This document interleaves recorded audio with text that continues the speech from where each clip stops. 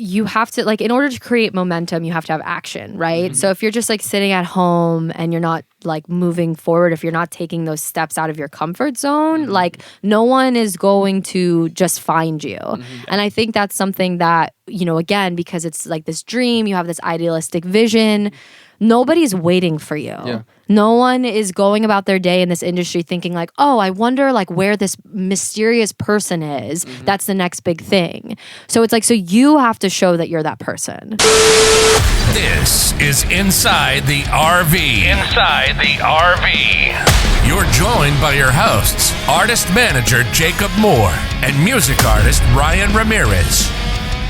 Yo, this is episode 57 of Inside the RV. Thank you to our insiders, our dedicated listener base, for tuning back in. Today we have another awesome guest. She is the founder of New Royalty Films, and she does such amazing work in the video and entertainment industry. I'm excited to get to know her because we've worked on a project together a little bit, but we haven't sat down and gotten to know each other. So this is going to be a great episode. Ladies and gentlemen, please welcome Mariah Morgenstern. Hello. Welcome. Thank you. Yeah, that is very weird. I feel like we had a very intimate experience because I was texting you all the time, like, how's it going? And you didn't even know me, which is so weird. Yeah, but the thing is, I think that we both like really respected each other's roles, and you know, I know you do good work. Hopefully when you contacted me, you're like, oh, Jacob does good work too, I can trust him, you know, but we kind of had that like mutual respect, and I think that things just went great. Yeah. Yeah. I mean, you definitely had something that I didn't have, which was an RV. So I trusted you like 100%. I'm like, okay, Jacob, whatever, you got this. Just,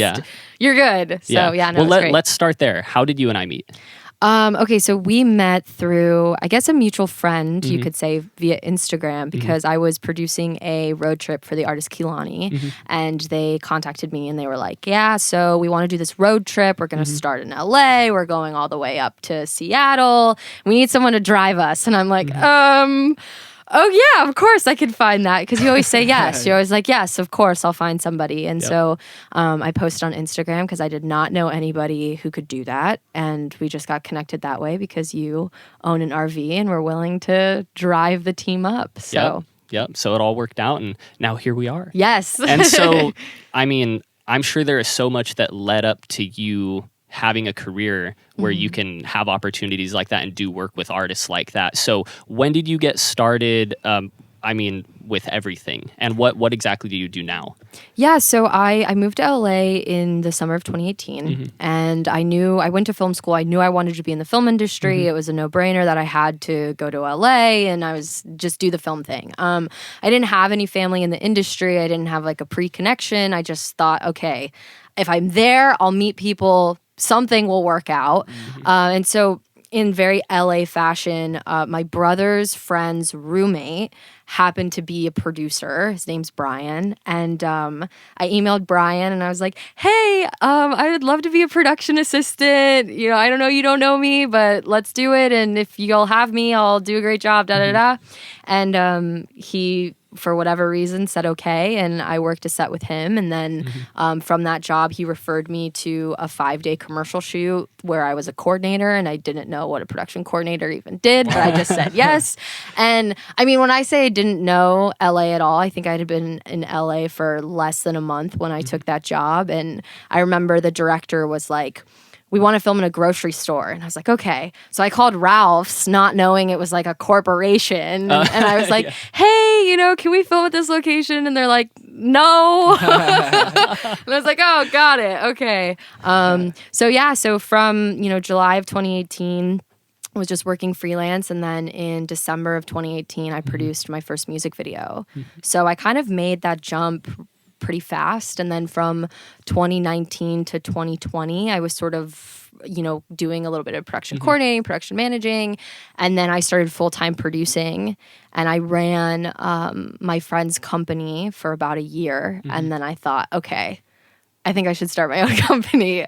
So now I'm a full-time executive producer, director. I still produce, and I started New Royalty. So wow, tell us about it. So what? I mean, was there a specific moment where you were like, I got to go do my own thing, or did something lead up to that? Was there a big build?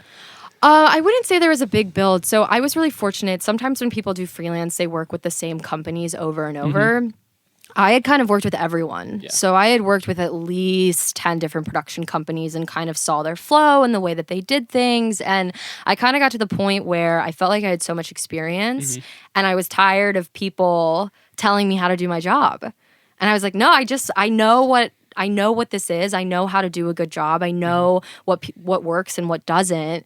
So I'm just going to do my own thing and see what happens. So I think it was just sort of the repetition of working so much and just kind of wanting to be like that authority figure to like make decisions. Wow. So I was like, well, I guess I just have to start my own company because otherwise, you're not going to grow. You're just going to stay at one level. Yeah. So it sounds to me like through just taking action and continuing to just say, hey, I'm going to prove myself. I'm going to bring results to the table, that you kind of built up this confidence to say, well, why the hell am I not doing this on my own? Is that kind of correct? Yeah. And it really happened organically. It was sort of like a joke with my friends where I was like, oh, I'm going to start this company and, I'm going to start a company. And I thought it was going to happen in this like very structured way of like, okay, I'm going to save up some money and I'm going to do this and I'm going to do that. And really my friend who's a director approached me and was like, hey, I remember you said you wanted to start a company. And at that time, again, it was really just an idea. And he said, I have this job, can you run it? And I was like, yeah, of course. And I like bought production insurance, like got a payroll company and all this other stuff. And I was like, yep, we can do it. Nice. And so that's how I got my first job. That was in July of 2021. And then so from July to December, we ran 11 jobs. Wow. So it was like we got busy. Nice. And I was just in the midst of it, like, how do I form a company? Like, what am I doing? But yeah, so it happened really, really organically. Like, it just started. So what kept you fueled and fired up when you initially came to LA to keep chasing opportunities? I mean, I think one thing about LA that's so unique than other cities is when you're in LA, you're constantly surrounded by people doing what you want to be doing. And even if you're not working with them directly, you see it on billboards, like you see it in stores, like you see people doing what you want to be doing. And I think for me, you spend so much time in the car, you're doing this, and you're like, I want to be doing that. Like that's what I moved here to do. And I think that was sort of a drive for me. So here's my question for that. How many of those people do you feel like, because I feel like LA is very, people, they seem like they're doing things, but they just kind of make it like an image type thing. Like they say they do it, but they're not really about it type thing. But that's like their title. Do you feel like you run into a lot of that, or mostly like people who are like the real deal and stuff like that? Or a little bit of both? I would say I run into... Oh, man. It's such a loaded question. We get wrong here.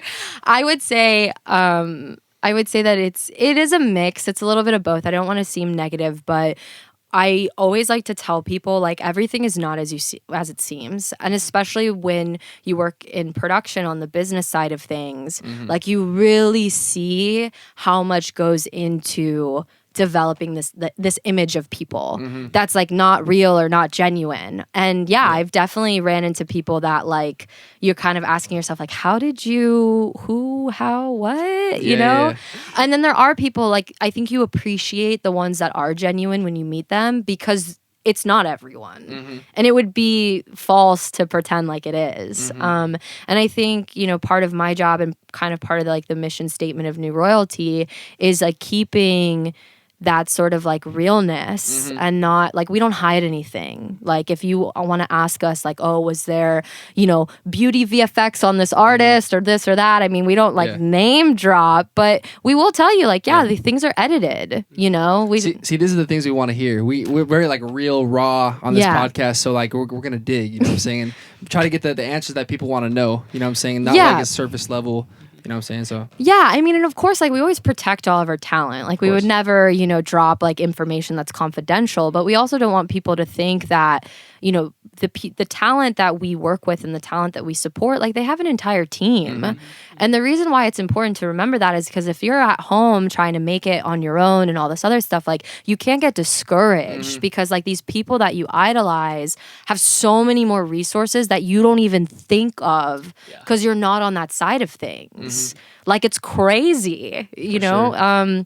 And so again, like I'm so much about like transparency because I think the more transparent you you are, the more people feel comfortable to go after like what they want to do. Yeah. Well, I mean, I couldn't agree more, especially because we work in entertainment, right? It's one of those things where, and Ryan talks about this all the time, there's kind of like this veil where everyone's like, oh my gosh, like, how do you become a rock star? Like, entertainment is so, oh my gosh. And it's like the smoke and mirrors. But when you kind of peel it back and you come up and you start learning about like the business side and the other side of the entertainment industry, you realize that it's literally just the organization of skilled people all executing towards a common goal. And I think that is very like refreshing to hear. Like for me, when I realized, like when I interned at Warner Records like 3 years ago, and I walked in and I went, oh my gosh, these are a bunch of people working day jobs, doing a great job, like working every single day to make this happen. It's not like smoke and mirrors and this happens. So I kind of found personally a little bit of like, I dropped my shoulders and I went, okay, this is doable. This is totally possible. And it encouraged me, like you said a while ago, to then seek out people, you know, working like that. I said, okay, so there's people who kind of live by like the smoke and mirrors, like, yeah, we're just living it, like we're in LA, whatever. And then there's people who like really understand the organizational aspect of it. And that's what I started to like chase. I was like, I want to find people who are the real deal because I want to be the real deal, you know, and that's a never ending process. I'm still always continuing to learn, but yeah, I think that's interesting. Yeah, I mean, I just think overall it's so important to just like not get discouraged again by all of like that stuff because, you know, people see, you know, the videos that we make or the videos that I've been a part of, not necessarily that New Royalty has made, the budgets are massive, you know, and like people watch it and they have no idea how much money goes into it. And again, if you're comparing yourself to that, you're never going to feel like you're going to make it to that level. And that's like the thing where it's like, you know, don't stop, don't quit. Just know that there's like different tiers to this industry. But yeah. Interesting. This may not be your niche. I'm not sure. Sure. I should probably ask more and learn more about what you do. No, it's but, okay. How has TikTok impacted the film industry or what you do specifically? TikTok's interesting because, I mean, I think a lot of people have this very like polarizing love-hate relationship with it. It has impacted the industry. I mean, there are people on TikTok who, it's the same situation with influencers where they get gigs or jobs just because they have, you know, tons of followers. And I know I've heard of some, I haven't personally worked with any TikTok influencers, but I know people that have.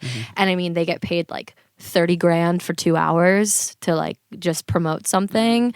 So it's really, really wild. Wow. I'll say that I think like with most things, I think you kind of had to start on TikTok like earlier. I think it's harder now to kind of become TikTok famous, even though their algorithm is better than Instagram. But yeah, it has influence. I mean, there's some people who are like, no, I don't want anything to do with that.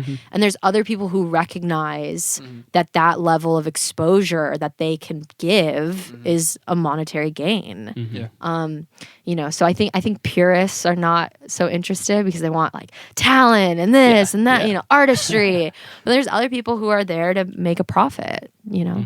So, but it has affected things for sure. I mean, they're even just casting. People will cast TikTokers in music videos just because they know it'll give it more exposure. I noticed that's like the game now. It's like even with dancers, like, you know, people will hire them based on like their followers and everything. Like that's kind of like the new game of the world, which is interesting. But it shouldn't be discouraging either because I feel like a lot of people get discouraged by that. But you have the opportunity to build your following as well. Like you don't really have an excuse because you have the same amount of hours a day. You have the same amount of tools in your tool belt on your phone. So it's kind of like, you know, it's what you make of it. You know what I mean? Yeah, that's kind of how I look at it. Yeah, and I think that again, like it's something where you can't let it become something that consumes you, where you think it's the only way.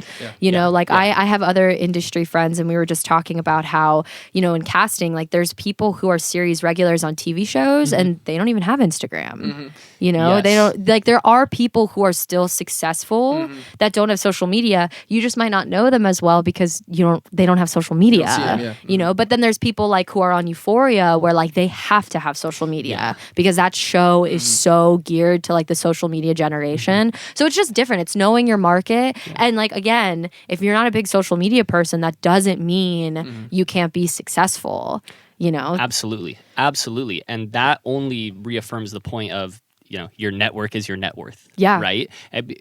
Someone that that Ryan and I work with. His name is Styx. He's Ryan's creative director and choreographer, and he's been in the industry for a long time. And he was like, dude, I've got friends in my network that have been working for years, and they don't even post on Instagram or anything like that, but it's through word of mouth. And even like in the RV industry, right? So like, I don't know if I've explained it on the podcast before, but like, yes, I do have an RV rental business, and then I also work in the music industry. I've gotten a lot of rentals by people calling me, hey, I heard that so-and-so rented from you and blah, blah, blah, and this and that. And it's like that right there is 10 times more powerful, in my opinion, than any form of like paid advertising could do. Because number one, it's free. And number two, I think it's really important for people to understand the impact that like someone's perception of you can be. Like if someone has a great perception of you and it's like, oh, I know this person does good work. Like I don't care how many followers they have or whatever. Like I will hire someone based on them being a great person and a great person to work with. So exactly what you said, like so many people get discouraged because of, they don't have that many followers or whatever. But it's like, that's just one piece of the pie. Yeah. That's... I think a lot of people get hung up on like the right way to do things, but Yeah. I feel like there's no right way, especially in entertainment. Like there's like so many different ways you can kind of get around and like, and first of all, you determine your own success of what that means. You know what I mean? Because a lot of people, they may be happy just being a behind the scenes person, and that's find success in that way. Some people like to be in the spotlight or whatever it is. So it's kind of like finding the way you want to do things and then making that work. You know what I mean? But there's no like right answers to the industry, in my opinion. But, yeah, no, absolutely. And I think that's the biggest thing. Like, I think the reason why the film industry can be like so emotional and there's so much at stake or, however you choose to approach it is because you can't quantify your career in the film industry. Like, if you want to be a lawyer, if you want to be a doctor, you know exactly like the path that you have to take. You have to go to college, you go to med school, and there's all of these tiers. In the film industry, you can be like Post Malone and get famous overnight. In the entertainment industry, rather. Like, you can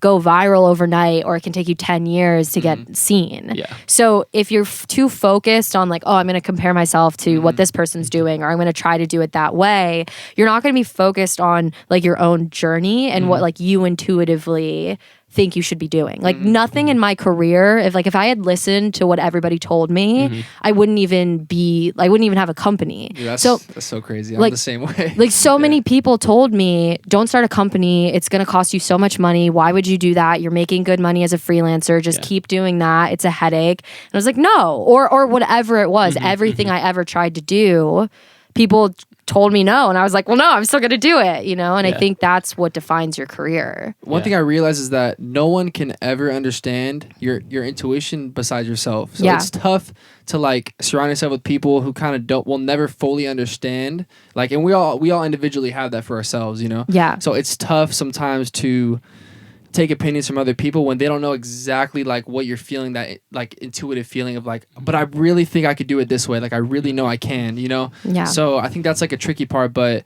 I think that's what makes a good team. Like people who like understand that about each other and kind of trust, Yeah, and like you just have to be okay with taking the risk. And that's really what it is. Like you literally will not get anywhere in this industry if you don't take a risk. Like you have to sacrifice something. Yeah. It just is what it is. Like nobody gets through this unscathed. Like you had to at some point have either a friendship or whatever, like something happened. And my opinion too is also like if things came quickly, like quicker than others, a lot of times in my opinion, those kind of people don't know how to handle it once they get there. Whereas the person who kind of took a little longer, they built those skills and that mindset to like once they got there, they're able to follow up consistently and go from there. That's kind of my opinion too. Yeah, and I think like every person is different, right? So like if you make it later, like it's so, or whatever making it means to you, it's like, okay, I am like mentally equipped for this now. Yeah. Like maybe I wouldn't have been 5 years ago. And that's why I think comparing yourself is so dangerous because like you don't know how you would handle X, Y, and Z. It's definitely, it's subjective. It's like, it's so, like the entertainment industry, like the path that you take is so personalized. Yeah. And so if you're comparing yourself to other people, it's just going to cause you to be like, you're just going to stall because there's just it's just too much, It's way too much. Yeah. wait. Yeah, you could tell we're both the co-hosts right here. We have the same mannerisms and everything. Yeah. It's great. When did you? So you moved to LA in 2018. Where did you move from? I'm originally from Florida, so I lived in Florida my whole life. Okay. Yeah. I hear people from Florida can fight. Is that true? I'd say it's true. I always get nervous telling people I'm from Florida. I'm going to be honest. It's like, oh, where are you from? I'm from Florida. Yeah. Because some people are like, oh, that's so cool. And then other people are like, oh, you like eat people's faces and like Wrestle alligators. alligators. Like, and, you're from Tallahassee, right? Yeah. Like, yeah. And you're like, Florida's a very long state. Like there's different parts to it. Yeah. Did you work in film before you moved? I didn't. No, I just went to film school. I worked in the food industry my whole life. So I was a waitress, all that stuff. Dude, that is like the most badass story right there. Like that's the quintessential, like you took the risk, you were bussing tables or whatever it was, and then you came out and you found success and you made it for yourself. And that's, I mean, I got nothing but respect for that. Yeah. I think I owe a lot of it to my mom. When I was working in Orlando, so I went to film school in Orlando. I had graduated in 2018 and I kind of had this mindset of like, okay, I need to save more money. Like I literally had no money when I moved to LA, like negative dollars, no joke. I had a student loan that I was going to pay back with like the leftover and then I ended up keeping it because I moved to LA. But yeah, I was planning on staying in Orlando longer and I was going to save more money, and my mom literally was like, no, you're not. She drove to my apartment in Orlando, packed it up, and like that was it. I drove to LA with my mom and my cat in the car. You drove? Yes. So how long did that take? It took like 3.5 days. Oh, wow. Yeah. What kind of car did you drive in? I have a Scion IM. I still have it. So it wasn't an RV? No, it was not an RV. I wish. My car, literally, like if we had gotten into a car accident, like thank God we didn't, because I had like all of my stuff packed and my cat and my mom. Yeah. We're like, okay. But the cat. Yes. Come on. Yes. So like my cat. Yeah. But yeah, so I mean, it was really crazy because had my mom not been like, no, you're doing this, like this is your dream, you need to go. Wow. I would have stayed longer, just naturally, because again, you have that, it's that safety net. It's that mindset of like, no, I don't want to do anything until I feel like I'm what it's supposed to be, right? Like.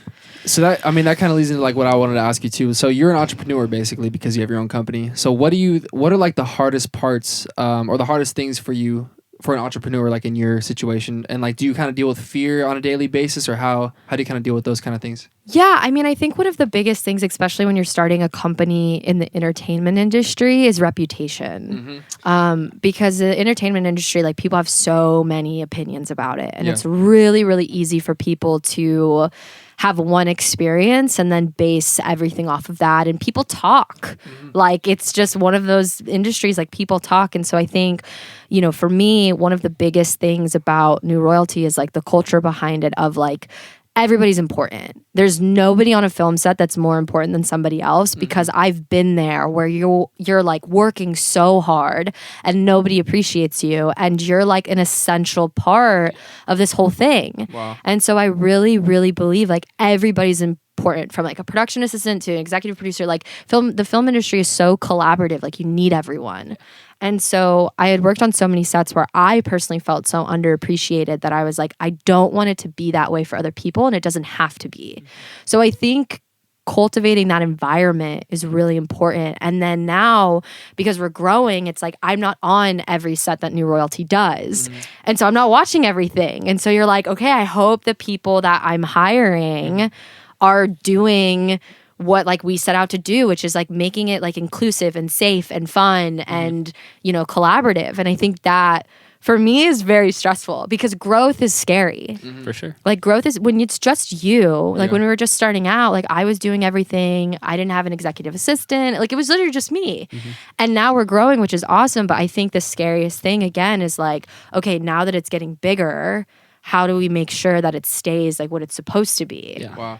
And I think that's what makes a great leader too, is like you're very aware that you gotta cultivate the environment. And I think sometimes, in my opinion, like businesses will fail because they don't think about those things, and then, you know, employees, you know, they get mad at each other, or like some things go wrong, stuff like that. So it's interesting that you came in already with that mindset, like that was natural for you. Yeah. Where I feel like a lot of people, they have to like figure that out later, like, and they have to fail and then figure out why that happened, you know? For sure. Yeah. I mean, it's a very real thing. And I think, cause you know, you all hear the stories, like everybody talks about these corporations and how like awful they are. Right. And I remember I was working for like this bigger production company. I did a freelance job for them, and the CEO, I had mentioned like, yeah, you know, your company does this, which is really interesting. And he was like, I didn't even know that. Why do they do that? Like, he had no idea. But because, like, when you do have that growth, you become so far removed from things that are happening on, like, the, you know, the lower tiers. And so I just never want to be that. I don't want it to ever be like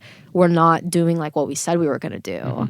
And that's definitely been, it's stressful. Yeah. Because you have this thing. And also, too, because, again, I'm the only owner in my company, and like I paid so much money out of pocket to start it. Like I'm the one that like put so much into it, and so you're like, okay, if this doesn't work, like this is gonna, this is gonna really suck. But yeah, so I think it's. I mean, there's just so many things. Yeah. Well, I love that you absolutely have a business that has integrity. And I experienced that firsthand because we had a conversation and you called me when I was on that trip with Kaylani and Kaylani's team, and you said, hey, I just want to let you know I'm here for you as much as I am for them. Yeah. And I was like, aw.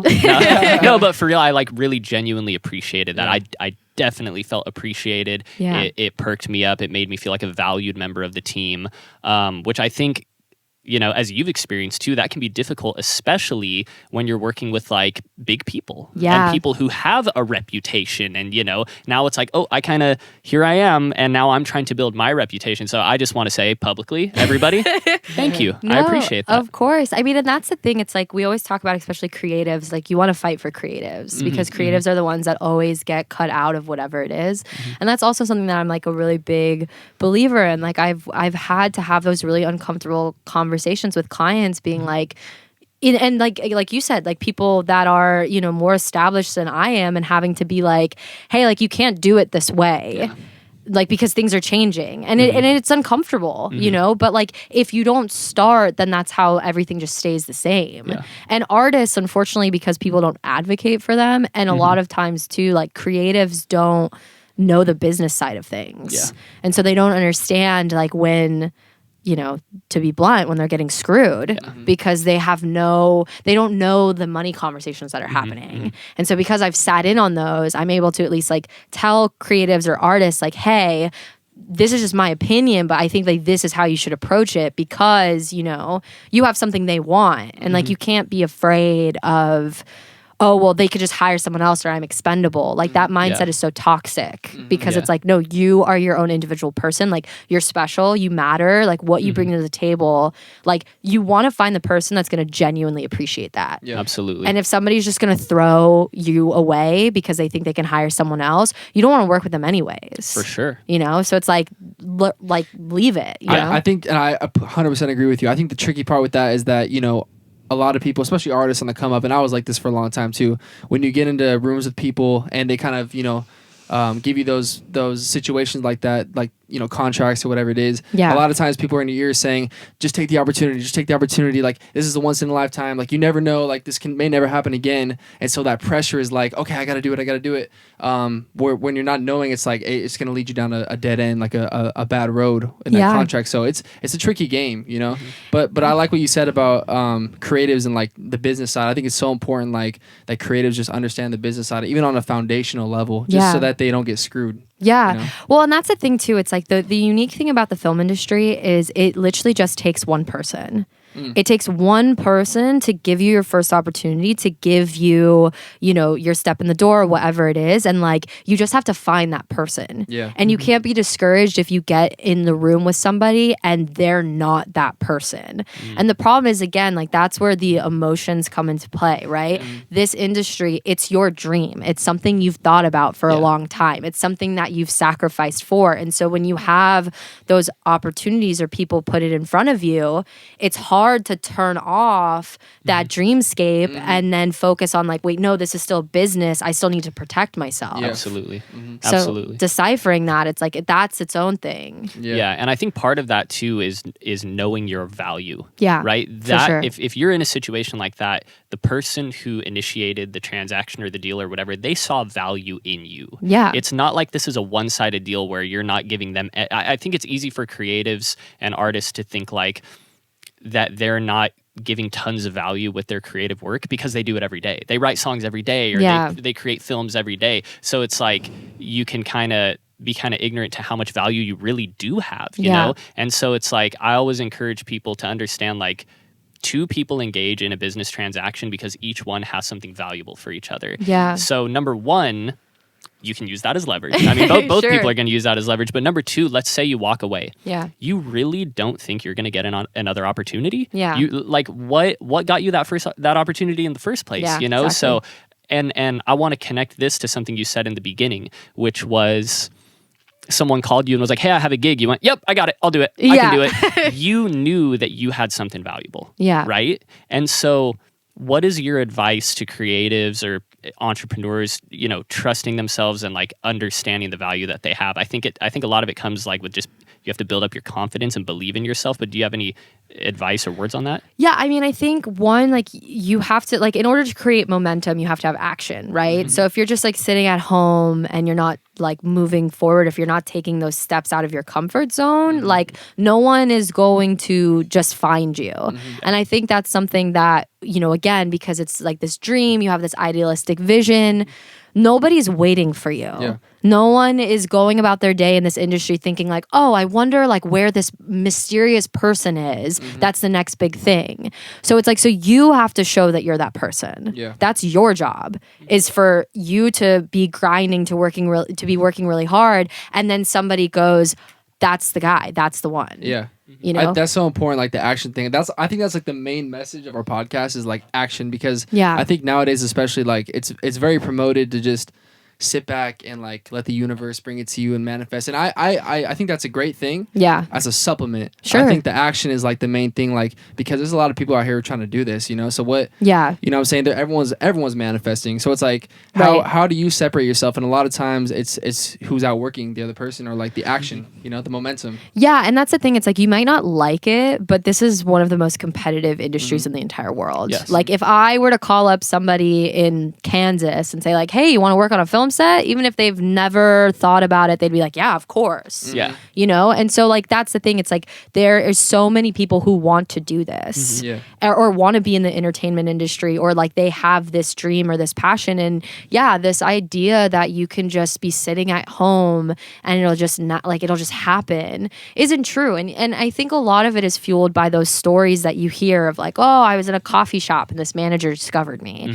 That's like 1 in like 4 million, you know? The lottery, yeah. Yeah. And also too, like, all of those stories are fabricated in some way. Like, yeah, maybe that person was in the coffee shop, but then the day before they were, you know, promoting or doing something or this and that. Like, every unknown is not unknown. Yeah. You know, somebody that just blew up on an actor or whatever, like, they were auditioning, they were hustling. You just didn't know who they were, but that doesn't mean they weren't working. Yeah. And so that's the thing. It's like, you're silently moving towards your goal, and silently, because until you break in whatever definition that is for you, nobody knows who you are. Yeah. And that's the truth of it, you know? Gosh, that's crazy. I just think when you say like, oh, the manager discovered them at the coffee shop, like exactly what you said. I mean, that person could have been writing songs or making films or whatever it is for 10 years. Yeah. And it just so happens that they prepared themselves for an opportunity. Yeah. And you know, luck is a big part of, or I'm sorry, not a big part. I believe that luck is a part of everyone's journey to some degree. Yeah. But we've said that, I think we got this from Ed Milet or whoever it was, but luck is where preparation meets opportunity. Is that the correct quote? Yeah. So everyone gets lucky to some degree, but it's like, if you were never prepared for an opportunity that could help you in the first place, then you're not going to get lucky. So the preparation is, and from that, action is probably the biggest part. Totally. Yeah, because no one's just going to hand you and be like, okay, yeah, you're going to become a recording artist. They're going to be like, all right, where's your samples? Like, what have you been doing? And it's the same thing in the film industry. It's like, if you want to be something, it's like, okay, what's your work? And then if you're like, oh, I don't have any, it's like, okay, well then, you know, you can't start here, but you can start here. Yeah.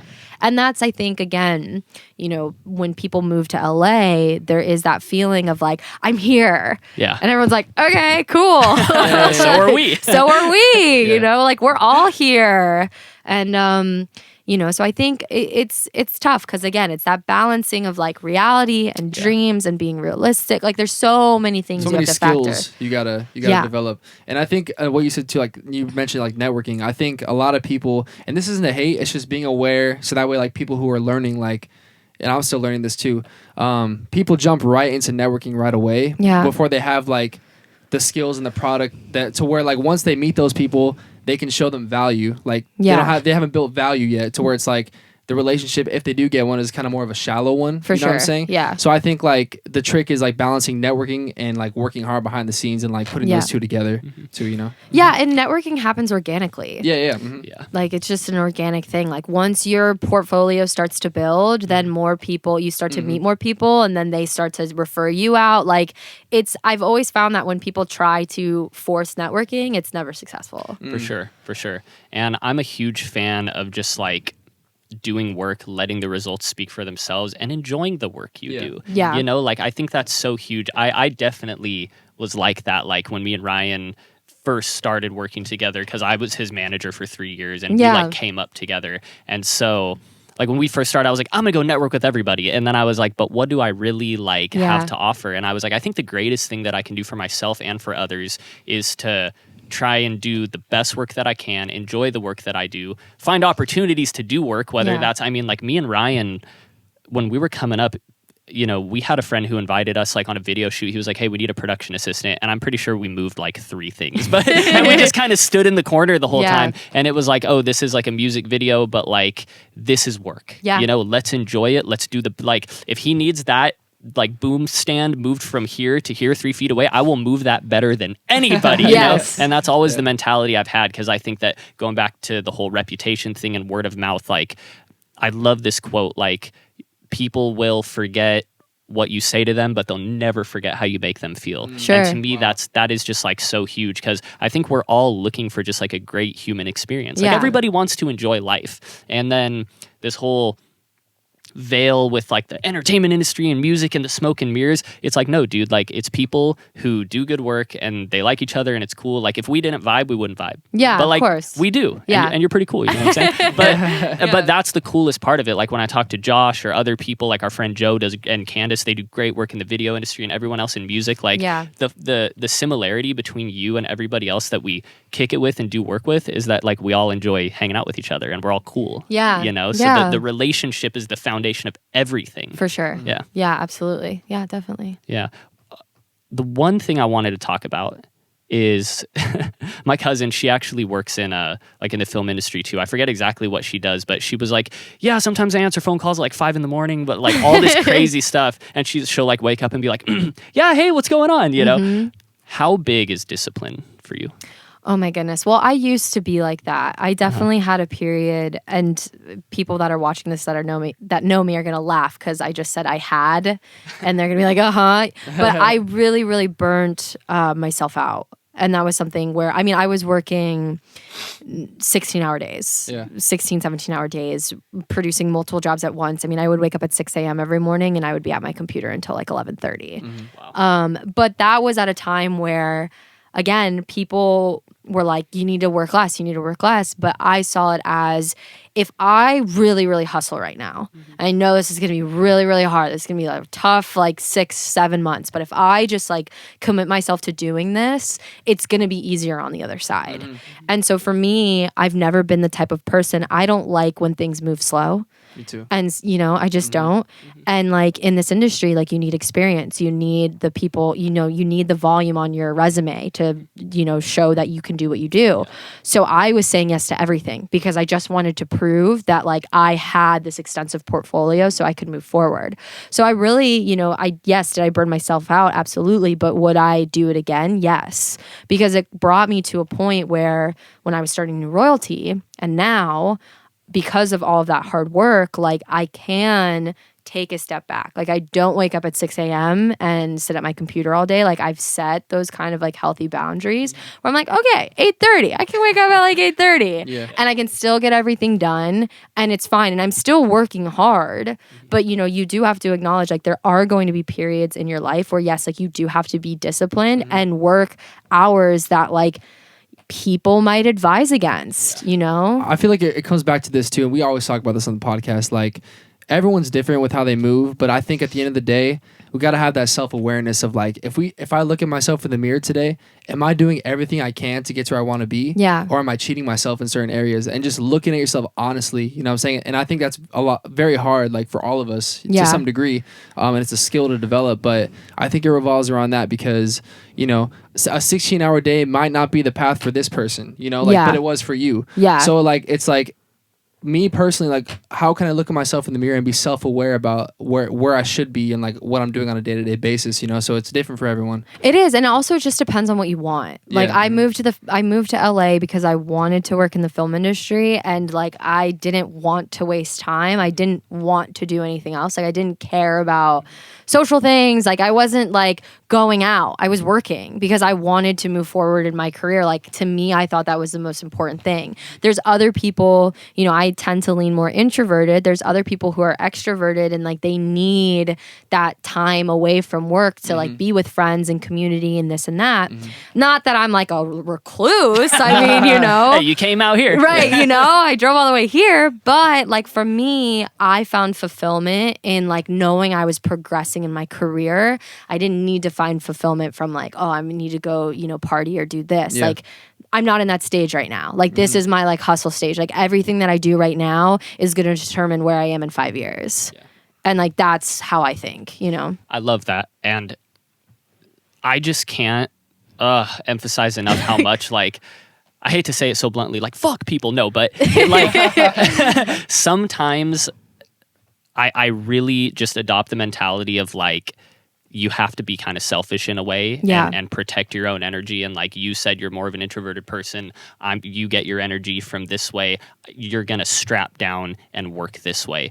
Me and Ryan, I think we're both pretty social, more like extroverted guys. And you know, we're very similar to each other because like I grew up 5 minutes down the street from him. We both went to school right here, you know, so we were surrounded by the same people. Yeah. And a commonality that we both realized when we've had like conversations about like self-development and just like speaking with each other is like, there definitely was a time where I lived to like please other people. Yeah. And that is so draining. Yeah. It's unbelievably draining because like as this extroverted person who wants to be cool with everyone, like you want to meet people's expectations. Yeah. But then I had to stop and realize like, what do I want to do? Yeah. And I remember specifically this one time, like a year into me and Ryan working together, I told someone I knew, they were like, we were hanging out or something. I was like, hey, I gotta go. And they were like, oh, what are you gonna do? I was like, yo, I got a photo shoot with Ryan. Like, we're just posting things on Instagram, like just being creative, just getting after it. And they were like, or I said, oh, I have work. And they said, what do you have to do? And I said, I have to go take pictures with Ryan. And they went, that's not work. Yeah. And I was like, that was my villain origin story right there. Since then, it's like hat backwards. I'm a dick to everybody now. Like, but you know what I mean? That like I had to go through those bad experiences with people to realize like, man, maybe I do need to be a little bit selfish. Like to you, it's not work. To me, it is. Yeah. And unfortunately, I had to go through that, but it really helped build me into the person I am today, who like chases opportunities and doesn't care what anyone thinks. In my opinion, that's like the toughest thing about all this is like, you know, who you surround yourself with, because when you surround yourself by like other people who are motivated and like doing stuff, you become like that. And it's not like you have to find motivation, you know what I'm saying? Yeah. Like I'm motivated every day because this guy's killing it and like doing what he does. Sure. And so that pushes me and vice versa, you know what I'm saying? So I think that's the hardest part, especially like out of high school, you know what I'm saying? Because you kind of have all these attachments to people, and I did for a while. And I think that was, you know, before I was like, I don't want to sacrifice like not going to parties. I don't want to sacrifice not doing this to get what I want. Yeah. But once I like separated myself from those people and like isolated myself and then created like a new environment around me, then it became like, I actually don't even want to do those things because I want to do this. Like, you know, so I think who you surround yourself with is probably one of the most important things, in my opinion. Oh, for sure. I mean, my mom has this quote. I don't think she made it up, but ever since I was in high school, my mom always told me it's lonely at the top. And she's always said it's lonely at the top. Like you are trying to do this thing that's great. And whenever you try to go for greatness, you're going to see how the people around you change and how difficult it is. And I can say like, very honestly, I have lost so many friends in the 4 years of pursuing this film industry. I've had so many people yell at me and call me horrible things because I was working and I didn't have the time. And they didn't understand like the sheer amount of pressure on me that I was doing to deliver deadlines, to, you know, meet my own goals, to, you know, all of these things. And people perceive it as like, oh, I'm neglecting them. And it's like, no, I just literally didn't have the brain capacity. And I've had so many of those conversations, and it's like, yeah, I mean, sometimes you have to pick and choose. But I noticed too, like the people who are, you know, are the real deal, like they don't get offended if you can't spend time. Exactly. Because they understand. They're like, yeah, oh, I get it. I have work to do anyways. Yeah. So you do you, like I'm gonna do what I gotta do too. Yeah. know? Yeah. It's definitely, you don't get out without like a few fatalities for sure. Yeah, like, for sure, yeah. Bro, yeah. What's your advice, or better yet, that's such like an open-ended question. It's okay. Can you give one skill that a person who wants to work in the film industry, like there's some kid living in Florida right now who's going to come out to LA, like what's the one skill they should acquire or the trait they should develop for themselves? I would say learn how to talk on the phone and learn how to send an email. And I know that sounds so basic, but part of the reason why I got my start so quickly was because when I took that coordinating job, I knew how to call people and just be like, hi, you know, and again, probably from my years in the restaurant industry, like I knew how to talk to people. I knew how to send emails with like proper punctuation. And you'd think like, oh, everyone, like we live in this tech society. There's a lot of people that don't know how to do that. And like, if you want to be on the business side of things, being able to communicate in a way that's like professional and clear, it's a very, very big thing. There's people who have gotten fired even though they're very competent because they don't have like that email phone etiquette. It's like the most foundational thing. Then from there, you start to gain people's trust because they're like, okay, this person knows what they're talking about. But I would say like that is so important. That's awesome. Do you ever doubt yourself even this far into your career? Doubt myself in what way?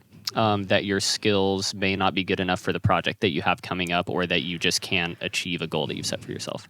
I don't doubt myself that I don't have the skills because I know I have the skills. I think where doubt starts to come in is, okay, at what point is this next phase going to happen? Is it going to happen? I think for me personally, I set a lot of goals of like where I thought I was going to be at 25, where I wanted to be at 30, where I wanted to be. And so I think the scary thing is when you don't hit these goals that maybe like you set or society sets, you start to think like, okay, I'm falling behind, or is this not going to work out for me? And I think it is like a mental dance of being like, okay, you know, just because you're not this at this age doesn't mean like it won't happen or that you can't get to where you want to go. So yeah, I mean, I definitely have days where I'm like, I'm quitting. I can't keep doing this. Like it's hard. Yeah. You know, it's like this is the hardest thing I've ever had to do in my entire life. Like literally so freaking hard. And then, you know, then something happens and it's like you get like a gulp of air and you're like, okay, I can keep going. I was just gonna say, do you feel like the darkest times or like the hardest times like doing this followed up right after that? Usually like some kind of breakthrough or something good happens? Yeah, I mean, I wouldn't say every time, because if every time I'd be like so far ahead, you know, there's definitely dark moments where you're like, okay, any day now would be really cool. But yeah, I've found that I think when you are at like kind of your lowest point and you're like, okay, I'm just going to kind of keep going a little bit more, like things do give, right? Like you have to assume the mindset of like there is more to the story, but you have to keep going to finish the story. Like if you stop there, then yeah, the journey's over. It's not going to go any further. Yeah, I think a lot of people, they look at this kind of path and they think, well, what if I put in 10 years of consistent hard work and like nothing happens? Yeah. And I think it sounds realistic, but I think it's very unrealistic because there's just so much you're going to learn and so many people you're going to meet and so many things that are going to come like out of those 10 years. Something's going to happen. Yeah. Things are going to happen. Like it's not like you're just going to grind for 10 unless you're not working smart. Like there's a level, you know what I'm saying? Or unless you're actually lying to yourself and you're not actually putting in work. Like, you know what I mean? Yeah. But I think if you're honest with yourself consistently and you're doing the right thing, like things will work out. Maybe not the way you thought they would, but they will work out in some way, you know? Yeah, and you also just have to be honest with yourself. Like, there's this mindset of like, oh, you can do anything, you can be anything. But it's like, you have to make sure that your like skills and talents like align with that. Yeah. You know? Because like, if they don't, like, it's gonna be much harder. And like, it's not to say that it's impossible, but like, if you don't know how to sing, like, you better get into some vocal lessons and like figure out how to do, you know, it's not just gonna happen. Like, and you might have to work so much harder than someone who is like naturally born with those gifts, you know? So like, I think everything always comes back to awareness, and like, you just have to be so aware. You just have to be aware of like your talent, and like, you have to be able to objectively assess yourself, which is very difficult. It's hard, it's so vulnerable, but you have to like put yourself in that position of like, okay, where am I actually at if I like were to like strip everything down, and then like how does that compare to like where I want to be or like other people in the industry? Like, you do have to self-evaluate. It's very hard, but once you start getting it, I feel like it gives you such a peace of mind, because you're not like thinking, oh, like, why is this not working? Like, I don't understand. I think I'm the greatest. Like, I don't know. Like, but just at least knowing, if you're honest, like, it brings you that peace of mind of like, okay, I get it. Yeah. Like, I really understand. So what can I do from here? You know? Yeah, definitely. And a great supplement to that, which is totally necessary, I believe, is having a very, very good, trustworthy, knowledgeable, and honest team who can help you assess that as well. You know, and I'm so huge on mentorship. Like, I look at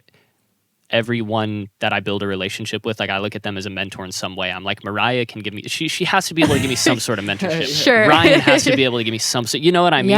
I'm always trying to surround myself with people that I can take mentorship from, and hopefully they feel the same about me. Yeah. And I think I've made like the biggest strides in my career or my own, you know, self-development or growth by asking people, asking people who I trust and who are knowledgeable. Because it's one thing for your friend who knows nothing about entertainment to be like, yeah, dude, just go on American Idol or something. Like, you know, go do that. You know what I mean? But when you really have a great team, and when I say great, I mean, it implies all that. They're knowledgeable, they're trustworthy. I think that will absolutely help you make strides forward, because there's no such thing as a solo artist or a lone wolf, right? Like, everyone has a team to support them, and so if you can surround yourself with the right team members, like Styx, we spoke about him a while ago. Man, that guy's told us some stuff that's like the harsh truth, but you know, he's experienced, he's knowledgeable, he's our good friend, and we trust him, and you know, he helped us develop a lot. So that's like a huge thing that I try to tell people, like, hey, try to get the best teammates you can, even if it's one person. Like, me and Ryan relied on each other for years, you know, but we helped each other develop. And now, thankfully, I have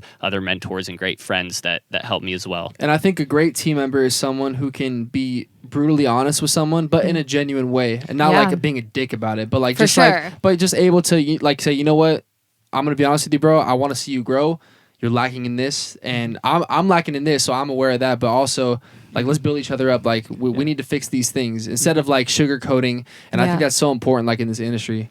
Yeah, I think it's also like, in turn, like, while it's really good to be self-aware, and I think it's essential, it's also good to like treat yourself in a way where you take compliments and you don't just like I think, like, you always want to stay humble, right? Of course, you know, we get that. But like, I think sometimes it can be really difficult to actually like take compliments from people. Yeah. And I think that's something that you have to like just accept, and, you know, you can't let it puff yourself up, but like learning how to take compliments is something that's like really essential too. Like, I've had, you know, several people be like, oh, Mariah, like, your company's going to be this or you're going to be that. And I'm like, no, or like, okay, you know, because again, you want to kind of like try to not seem like, you know, whatever.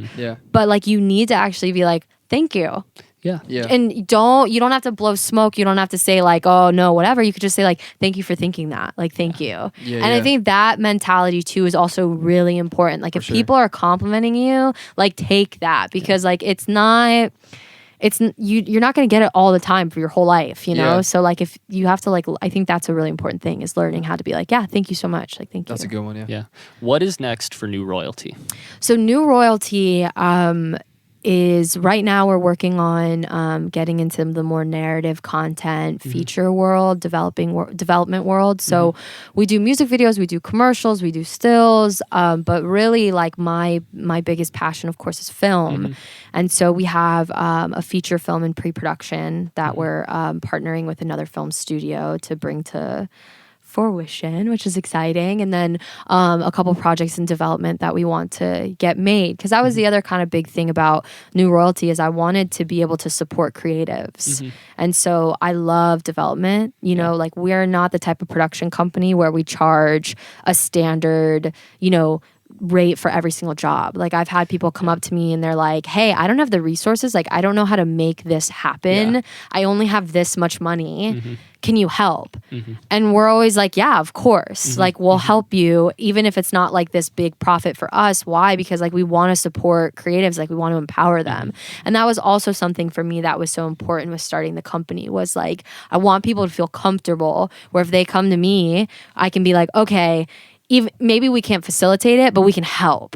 Or we can tell you how to do it, or we can at least like guide you in the right resources, because what the industry needs in terms of like a content perspective is competition, right? Like you want companies to be competing over who's making the best content because that's how you get more good content, right? And so I think like New Royalty moving forward, you know, we're still going to do music videos, we're still going to do commercials, like we'll still do everything. We love to make content, but you know, we really want to be kind of a competing studio with, you know, an A24 down the road, not now, but you know, just to put ourselves in that same market. And we want to help people make original content and like get that out there. So I think that's like, maybe that's not the immediate next steps, but like long term, that's definitely the goal. Well, here, take the compliment. You can do it. You got our full support. Thank you. And thank you so much for coming on. We appreciate it. I mean, this was like, I feel like we could keep going for hours, but we'll have to get you back on at some point because I know your growth is just going to be exponential. For sure. I'm really excited for you, and Ryan probably is too. Thank you for coming on. Are you cool with people maybe reaching out to you or like asking you questions on social media or anything like that? Yeah. So what I always tell people is like, you can bother me. It's okay. Like I might not respond right away because like there's probably other people bothering me. But it's not really but it's not really a bother. Like I will always try to respond and get back to people as soon as possible. I've gone out to coffee with people. Like I think sharing knowledge, like I'm not a gatekeeper. I think the more knowledge that people have, the more they can start to go out and do their own things. Like there's no reason why you shouldn't be sharing knowledge because like that's how people like you want people to be smarter. You want people to know how to handle themselves. So I'm always down. Like you have questions, you want to know this, you want to know that. Like I'm an open book. Like I said, I mean, I have no secrets, which is probably a problem, but you know, but I think it's important. I think transparency, like in a world where we're so filtered, people just want realness. They just want to see something real. That's it. Absolutely. So drop the handle. What's the Instagram? What's the email? The WhatsApp? The Instagram? Here's my personal phone number. No. So my personal handle is at Mariah's Alive. So it's my first name, like Mariah Carey, MARIAH. Alive, ALIVE. And then New Royalty, our production company, is at new.royalty.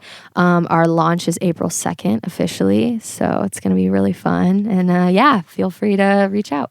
I love it. Thank you very much, Mariah, for coming on Inside the RV. Is this your first time inside of an RV? I think it is my first time in an RV. I love that. I love that. We're accomplishing new stuff every day, guys. Her first time in an RV. It's true. Well, thank you once again. This was episode 57. Feel free to reach out to Ryan and I as well. And peace out. Yeah, see you later.